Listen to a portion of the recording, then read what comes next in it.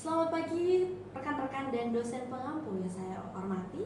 Saya Elizabeth Nole dengan NIM 050252346. Dan hari ini saya akan mempresentasikan proposal rencana aksi program komunikasi dengan berjudul Kampanye Literasi Media Gen Z Melawan Hoaks Pilkada pada tahun 2026. Nah, kita akan masuk ke bab 1 pendahuluannya.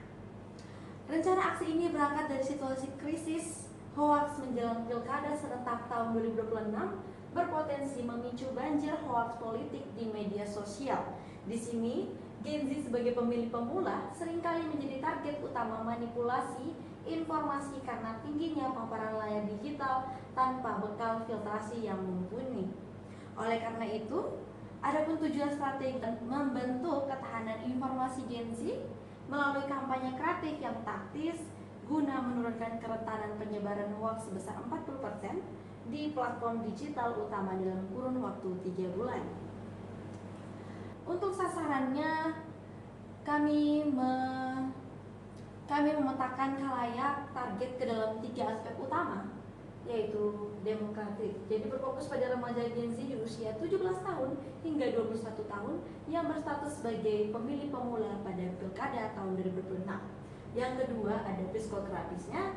Jadi mereka adalah pengguna aktif TikTok dan IG Reels, penyuka konten visual dinamis namun memiliki atensi pembaca kritis yang cukup rendah.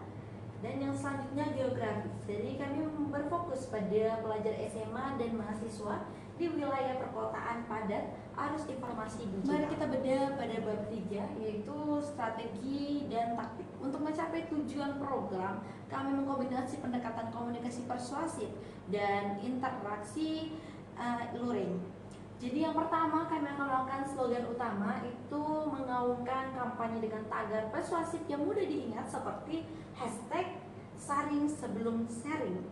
Dan yang kedua kami akan melakukan video edukasi yang memproduksi konten komedi situasi mikroedukasi di TikTok dan Reels berkolaborasi dengan KOL Gen Z lokal.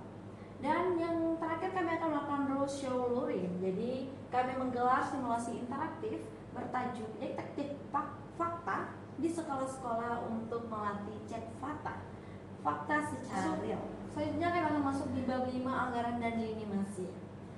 Jadi program ini dirancang berjalan berstruktur selama 4 bulan. Jadi pada tahun pertama aktivitasnya akan dilakukan riset khalayak dan produksi konten kreatif digital. Dan pada bulan kedua akan melakukan peluncuran kampanye digital dan aktivasi KOL. Dan yang bulan ketiga akan melakukan roadshow offline detektif fakta ke institusi pendidikan. Dan yang bulan keempat kami akan melakukan aktivitas evaluasi dampak kampanye dan pelaporan akhir PPK. Untuk mendukung pergerakan tersebut, kami akan melakukan rencana distribusi anggaran total dikelola secara efisien. Distribusi anggaran ada totalnya 15 juta. Jadi untuk alokasi terbesarnya itu sebesar 6 juta atau 40% untuk produksi konten, dan untuk 4.500.000 atau 30% untuk aktivasi roadshow, dan untuk 3 juta atau 20% untuk perluasan jangkauan melalui iklan berbayar. Dan terakhir untuk 1.500.000 atau 10% itu kami akan alokasikan khusus untuk evaluasi riset demi akuntabilitas program. Nah, terakhir kita akan masuk di bagian krusial, di evaluasi dan dampak. Guna memastikan akuntabilitas program, kami menetapkan 3 indikator keberhasilan ilmiah yang mengacu pada standarisasi evaluasi komunikasi modern. Yang pertama ada Digital Race KPI atau mengacu pada Barcelona Principles 3.0. Jadi kita mengukur visibility rate dengan membandingkan impression dengan total reach. Jadi targetnya adalah rasio di atas 130% yang membuktikan bahwa konten literasi kita memiliki daya tarik tinggi hingga ditonton berulang kali oleh audiens yang sama. Yang kedua ada event adjustment, mengacu pada audience adjustment theory.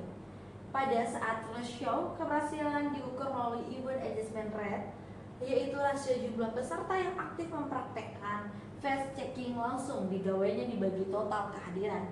Jadi target kita adalah minimal 75% bertindak aktif, bukan sekedar penonton pasif. Yang terakhir ada survei feedback. Jadi mengacu pada teori of plan behavior dari ICK-LZ. Di akhir acara kami akan menyebarkan kuesioner berskala Likert untuk mengukur komitmen pelaku halayak. Jadi melalui rumus nilai rata-rata umpan balik, kami menargetkan minimal 80% responden menyatakan setuju dan berkomitmen penuh untuk menerapkan perilaku saring sebelum sharing dalam keseharian mereka. Dan kesimpulannya, melalui rencana aksi komunikasi yang terukur ini, kita tidak hanya menahan laju penyebaran disinformasi, melainkan membangun fondasi berpikir kritis bagi masa depan demokrasi pemilih muda. Jadi, terima kasih atas perhatian rekan-rekan serta dosen pengampu. Saya Elizabeth Nole, siap menerima masukan sesi diskusi untuk menyempurnakan program ini. Selamat pagi.